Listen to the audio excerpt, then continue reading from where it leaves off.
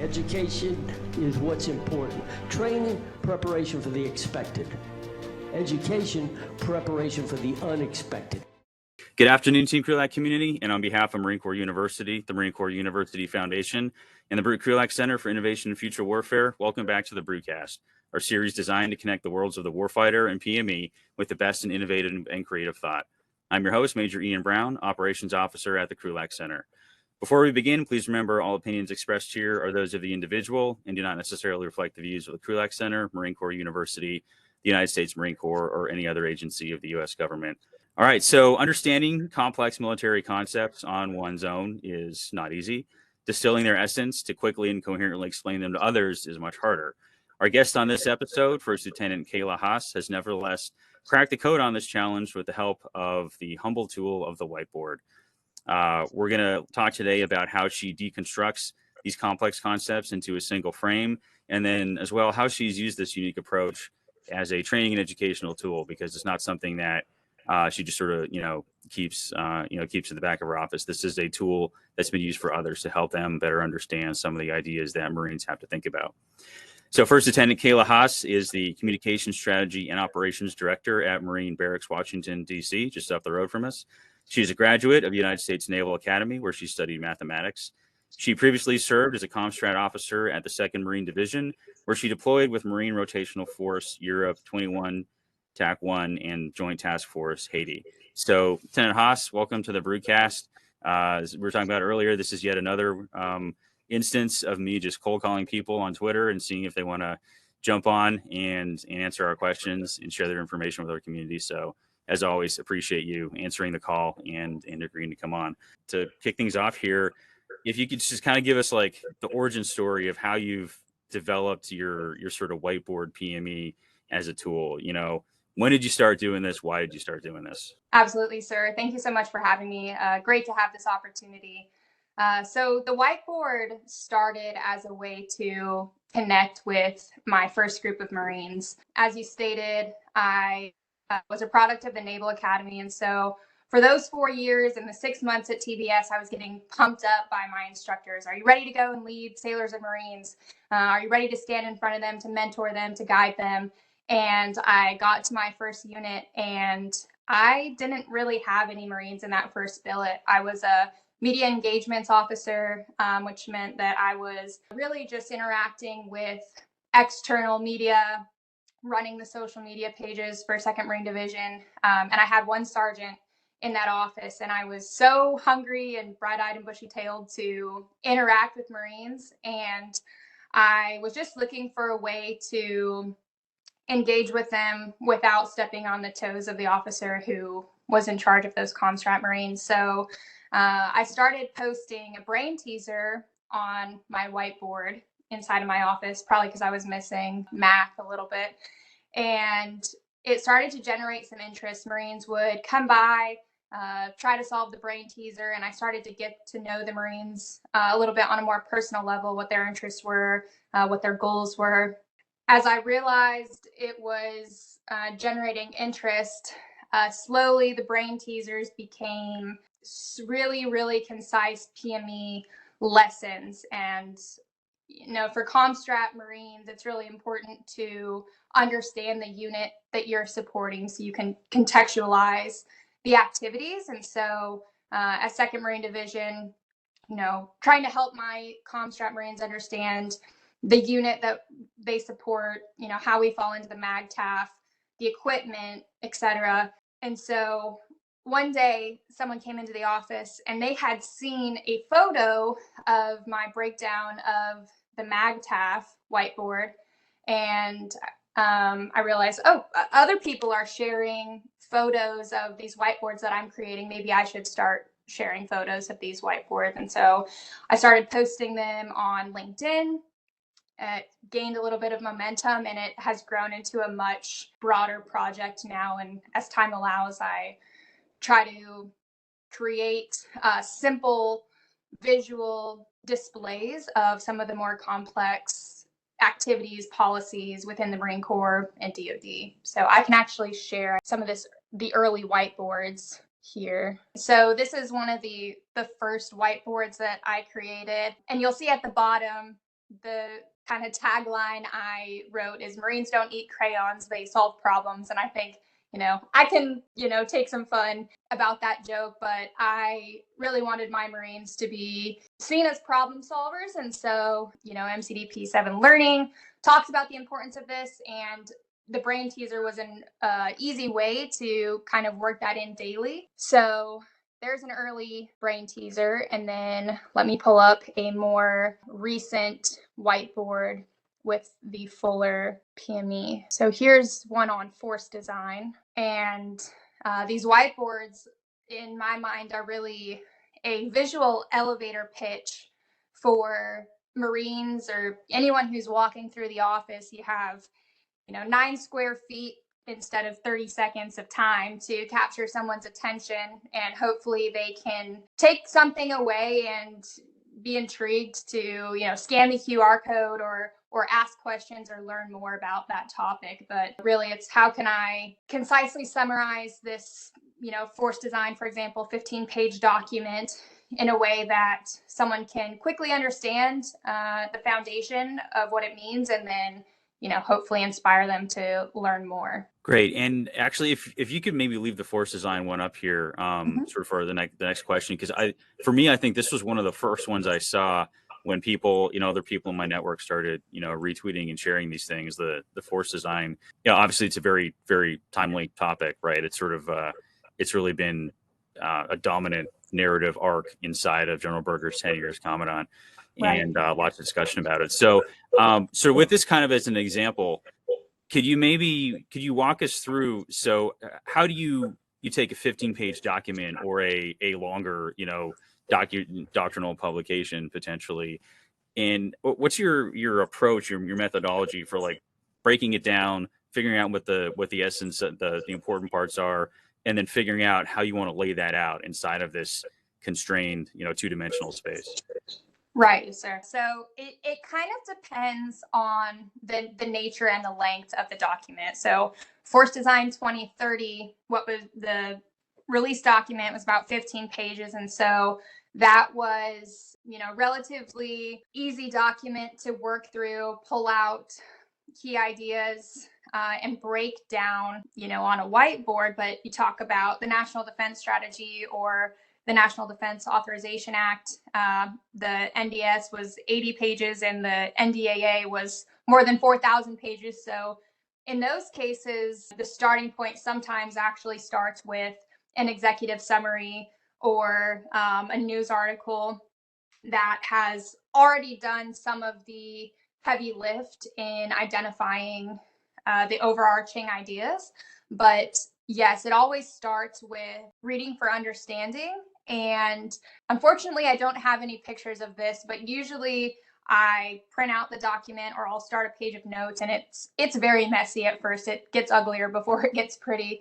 And I try to break down the information. I mean, here, if you look at the force design whiteboard, it kind of lays out the process. So in this case, the way the ideas relate in my head is a time sequenced process.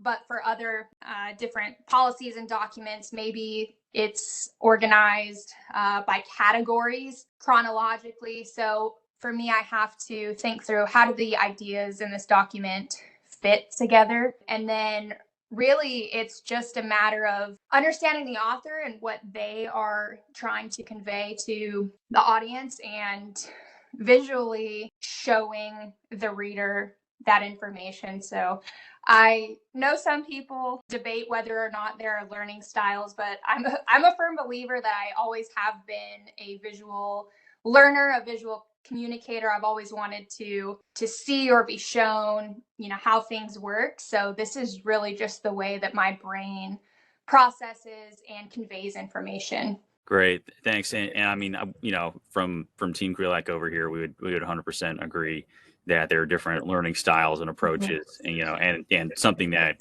Marine Corps University has been sort of trying to lean into in recent years is find different ways to use different methods of learning to present information, and this is one of them. I know. So you mentioned the NDAA briefly, and I know you recently did not a single board, but sort of a series of it over the weekend, and I think the flash to bang from when the NDAA came out, and then you were popping that stuff up on your network was pretty quick. So, what was that an instance? Obviously, a much longer document than Force Design 2030.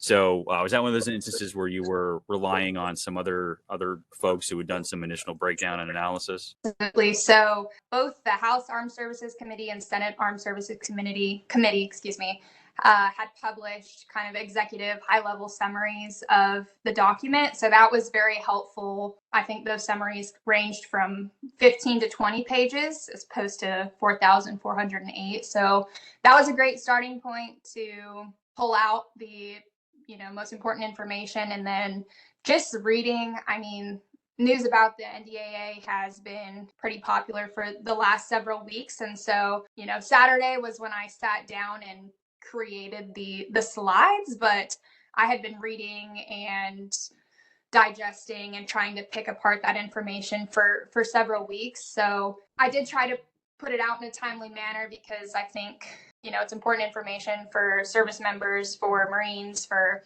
the American public to understand. And I'll share those. So here's one of, I think, 8 slides. There was no way I was going to be able to sift through 4,000 pages. So relying on executive summaries was very important in this case. Yeah, it makes sense. I mean, that's not easy reading on a good day to get through 4,000 pages of legalese. So yeah, as you've done, I don't know what the tally for these is now.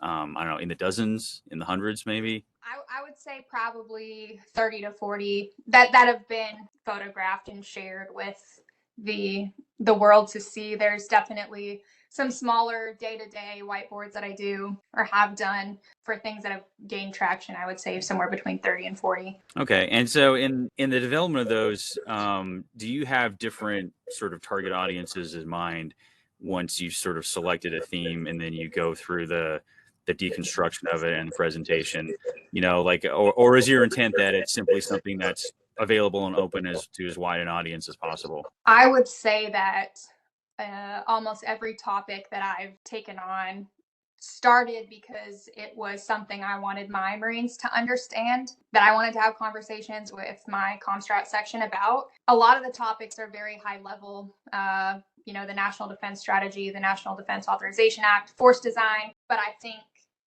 every Marine having a foundational understanding about this helps them support the mission. So it always starts with my Marines and my section, but I found over time that sharing them for others to see has added value to different communities in and out of the Marine Corps as well. But it usually starts with my Marines. Okay, great. Thanks. And certainly questions here in the chat. First question here from Jared Duff asking what you've observed with those who you're attempting to sort of, educate or inspire with these snapshots. What's the response been? What's the feedback been? And have you seen any of your Marines or gotten feedback from other units or other people who follow you that they've taken this technique and used it in their own realms to sort of, break down the things that are important to their day-to-day job? Have people sort of taken this and exporting it elsewhere? Absolutely. So I'm very thankful for the support that I've seen on LinkedIn and Twitter and Instagram. Yeah, I didn't invent doodling on a whiteboard and using the whiteboard as a tool to educate people. My parents are both teachers, and I think that has played a large role in my passion for teaching and using the whiteboard, using color and a little bit different way of teaching than maybe traditional Marine Corps models use. But yes, I have seen some fellow staff NCOs and officers implement this whiteboard in their offices. First Lieutenant Liz Hosey is at 1stLAR, and she's doing a great job at her unit using whiteboards to do very similar things, promote opportunities for her Marines, break down PME she's a supply officer, so specific to their community. And I know there are other Marines who have shared photos, but she's the first name that comes to mind. Yeah, I think it has kind of had a small ripple effect across the Marine Corps. So next question from John Wood asking, how many draft versions do you have to usually go through before you have the final product? And, and do you do all of your drafting on the whiteboard or some other medium and then transfer? Because I can imagine, whiteboard, it's really easy to do lots of drafts, but if you had something you liked and then you've accidentally erased it, that could be a problem if you want to sort of do multiple iterations before you put it on there. Right. I usually do sketch out my rough idea before I start, and I have rotated through several whiteboards in the last couple years, different dimensions, and that has played a role in the design process for sure. But when I sit down to actually design the whiteboard and I have my markers, it usually does take me a few tries to get the spacing right or the layout to make sense. So there is some trial and error in erasing that happens, but usually I have the concept built. It's just a matter of laying it out. All right, thanks. All right, next question from Albert Lee. Always good to see Albert on there, longtime Brewcast follower here, asking, how do you see this, the whiteboard communication style that you've refined, transferred to other media like text or video? And is this a method that you would recommend to others who are trying to communicate more effectively through different media rather than sort of, I guess, the standard sort of a printed text or a picture on a page? I think one of the reasons that the whiteboard received some energy was because it was different than PowerPoint or a document that you see so much shared. So it was just unique. It was different and it's authentic. It's I'm sitting there with the hand drawing, hand writing everything out. So I think the authenticity and the transparency of this was handwritten by me makes it a little bit different, a little bit interesting. How does it translate?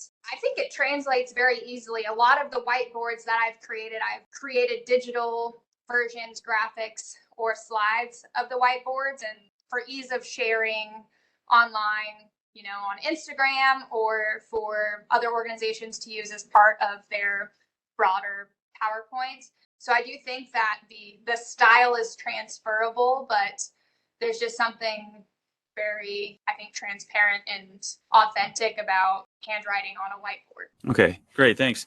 So next question from Major Duncan Moore, United States Army, and I'm going to take this and sort of add something else that was running through my brain here at the same time. So his question was, what platforms have you used for taking your physical whiteboard representations to the digital world? But I wanted to add on to that. How have you incorporated this? So your day job is Comstrat, and there's obviously certain things your day job requires in terms of the work you do from Marine Barracks, Washington. How have you incorporated this into your own Comstrat strategy, or for that of the barracks, for that matter? It started on LinkedIn, and I still think that's probably the biggest platform for sharing for me personally. But I realized that there were junior Marines that I might be missing on Instagram.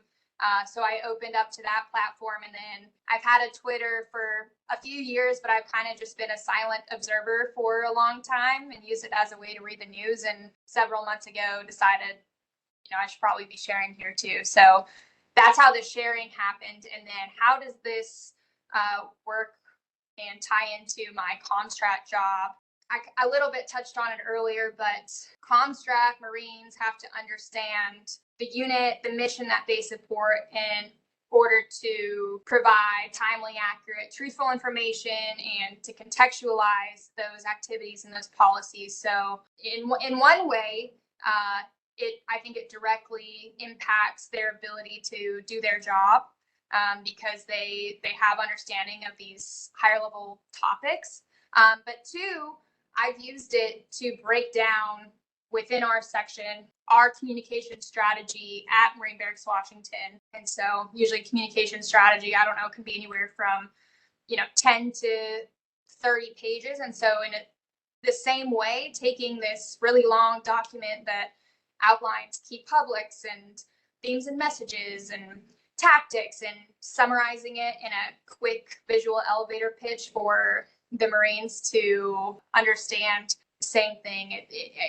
The whiteboard and Comstrat really just go hand in hand, I think. Okay, thank you. Another question from Major Moore there. I'll get back to here in a second.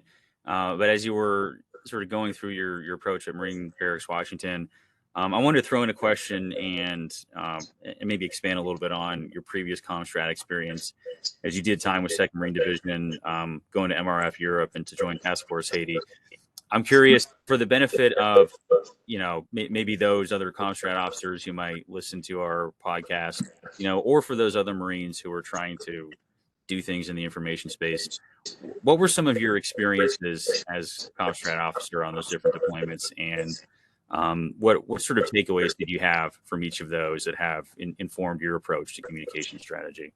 Marine Rotational Force Europe was, I think, probably the most developmental experience for me. It was my first time working with international media, first time attaching to an infantry battalion, working with Marines outside of the Comstrat community. So I really had to learn how to articulate our mission, advise a commander, and advocate for, our Comstrat mission and resources that we needed. So I was able to use the whiteboard there too, in a little bit different way. I can probably share here, but something that I did early on that I think most attaching units do is they provide a capes and limbs brief or something similar. And so I created a whiteboard version of that. But that was for, we were living in the same barracks as the, H&S company with 3-6. And so for those Marines who don't normally engage with Comstrat on a day-to-day basis at their battalion, for them to understand, the history of Comstrat, how public affairs and combat camera merged, a little bit about the Marines, my detachment who was there with them, and how we were supporting 3-6's training operations in the Arctic, I think was really valuable. So for both Marine Rotational Force Europe and Joint Task Force Haiti, working with external agencies, international media, units that are outside of the Comstrat community, just being able to articulate your mission, advise a commander, and support that mission was, I think, the biggest takeaway for me. Great, thank you. And before I get back to Major Moore's question, maybe to build on that, whether it's at Marine Corps Barracks, Marine Barracks Washington, or on those past deployments, what was one of your biggest wins in Comstrat in terms of the mission you were assigned and then the impact you were able to have? Win. That's tough. I think when I reflect on my career so far, we were in Norway, and two of my Marines wrote a story about joint JTAC training that the Marines of 3-6 were doing with a special operations unit in Europe. And it was published and shared by several outlets. And I remember one of my Marine, Corporal King, came into my office, and I felt like he had the light bulb moment of, I'm not just here taking pictures. My work is having a real effect, contextualizing what we're doing here. People understand, and the greater purpose for this rotational force. And so he was a Lance Corporal at the time, for the Lance Corporal to, one, be good at his job, but two, understand the higher purpose of Comstrat and our mission there in Norway was probably the biggest win for that light bulb to go off in his head. Great, thanks. Yeah, it's a pretty good win when those moments happen. Yes. All right. So to Major Moore's question again, and this kind of goes back to the tools you use. He was asking specifically if there's any software, any program or suite of programs that you've used for those instances where you've, like, I guess for the NDAA, where you've sort of digitized a drawing into something that's a little, not on a whiteboard, but on a more digital product. I usually use an application called Canva. I personally pay for the premium account because I love doing this. I've always enjoyed graphic design. So personally, it's very easy, user-friendly, and there's a lot you can do. I've also done a lot of work on PowerPoint. There was one digital version of a whiteboard that I created a few weeks ago that was done on PowerPoint. So really, I mean, the tools that we have, I think if you spend enough time and learn how to use them, you can create just about anything. But for me, personal preference is definitely Canva. I was giving you the thumbs up. I love to hear that. Yes, Lieutenant Colonel Downey, it's called Canva. And for anyone who's followed the Krulak Center and like the graphics we use to advertise our stuff, that's like 100% of what I use. I don't use the paid version. I'm cheap. I just use the freebie. But no, I agree. I found it to be, and for the audience out there, it's incredibly powerful. It gives you a lot of different options for text and manipulating and massaging graphics that you load up there. And it's highly intuitive, and it doesn't require a lot of learning. It's like once I figured out how to use it, that's basically all I've used for all of our graphical design stuff. So yeah, no, I don't think either of us own stock in Canva, but I would Nope. I'd absolutely recommend that as a very powerful and simple to use graphical design tool. Let's see, I don't have any other questions here in the chat, and sort of gone through things we decided to talk about. Any thoughts or any comments you'd like to share, whether it's things you've seen in doing this whiteboard PME, or other thoughts from a CommStrat perspective you'd like to share with the audience? I'm just really, really appreciative of the support that I've seen on LinkedIn, Instagram, Twitter. Like I said, I did not by any means invent the whiteboard, or, I'm not the first or the only person who's using a whiteboard to, try to engage with my Marines and train them and educate them. But I've had a lot of Marines and service members from different services and people in and out of the DoD who have really lifted me up and supported this passion project for me, and very appreciative of the support. I love doing this, and I don't have any plan to stop anytime soon. And I just, this is training and educating is something I'm very passionate about. Communication is something I'm very passionate about, and very thankful for the opportunity to talk about it today and share this with those who are interested. Yeah, great. And Lieutenant Haas, again, we thank you for your time and for agreeing to jump on here. The direct DM line out there on Twitter. For those in our audience, we will make sure to share, if you want to follow Lieutenant Haas and see, more of these products as she develops them, as, I don't know if there's any other major national security documents coming out. So maybe, we'll get to something a little bit shorter than 4,000 pages for your next one, but we'll post it out there in the show notes so that others can follow and watch your work, and then, send questions directly to you if they want to know more. Absolutely. To our audience, thanks for joining us today, and make sure you're following us on social media, because we are working on a quick turn broadcast for this Wednesday, where we're going to be featuring 2 of the exercise coordinators at the Marine Air Ground Task Force Training Command, who are going to share their insights on recent exercises for training that they've done for the new Marine Littoral regiments. And then later this week, before the Christmas break, I'll also be posting a special episode with Dr. Nuor Vega, who is the chair for Arctic Security here at Marine Corps University, before the Christmas break. So yeah, make sure you're following us, and those will be coming out soon. All right, Lieutenant Haas, again, thank you very much for your time, and good luck with your next whiteboard project. Thank you, sir. Appreciate it. Education is what's important. Training, preparation for the expected. Education, preparation for the unexpected.